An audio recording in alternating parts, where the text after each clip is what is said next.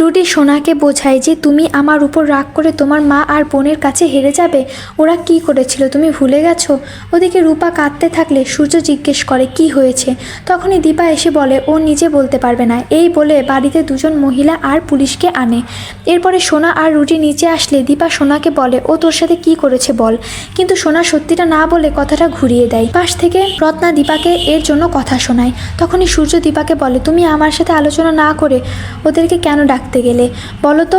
তারপরে দীপা আর রূপা সবার সামনে বলে রুটি সোনার সঙ্গে যা যা করেছে, কিন্তু সোনা সবটা অস্বীকার করে। এরপরে সেই দুজন মহিলা আর পুলিশ সেখান থেকে চলে গেলে রুটি দীপাকে বলে আপনি আমাকে মেরেই ফেলুন, আমার বাবা মা আছে, ওনারা যদি জানতে পারে আমার এরকম অবস্থা ওরা কি ভাববে বলুন তো।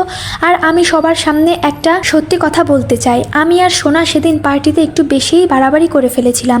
আমরা একসাথে রাত কাটিয়েছি, আমি সোনাকে বিয়ে করেছি, আমি ওকে ভালোবাসি। তাই এসব কথার মধ্যে রূপা সোনাকে বলে তুমি এখন সবার সামনে সত্যিটা অস্বীকার করলেও সত্যিটা বদলে যাবে না। সোনা বলে তুমি আর তোমার মা এত রাতে কি কৃষ্ণর সাথে ঘুরতে বেরিয়েছিলে? তখনই দীপা বলে কৃষ্ণ আমাদের সাহায্য করেছে।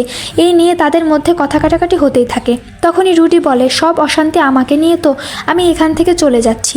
দীপা বলে একদম চুপ করে থাকবে। কথায় কথায় রত্না দীপাকে বলে তুই তোর মেয়ের বিয়ে দিয়ে দে, নয়তো ও জ্বলে পুড়ে যাচ্ছে। কি করতে যে কি বলছে, এরকম মেয়ের জন্ম দিয়েছিস। এই কথা শুনে দীপা রেগে গিয়ে রত্নাকে কথা শোনায় আর বলে ভুলে যেও না আমি এই পরিবারের দায়িত্ব নিয়েছি, কোনোদিনও মুখ ফুটে একটা কথাও বলিনি। পাশ থেকে জয় দীপাকে বলে তুমি আমাদের খাবার খোটা দিচ্ছ? দীপা বলে হ্যাঁ দিচ্ছি, আমি আমার মেয়েদের সম্পর্কে একটা খারাপ কথাও শুনবো না। তাদেরকে শাসন করার জন্য আমি আছি, ওদের বাবা আছে, কিন্তু সবার অধিকার নেই আমার মেয়েদের সম্পর্কে নোংরা কথা বলার। এটা আমি মানবো না।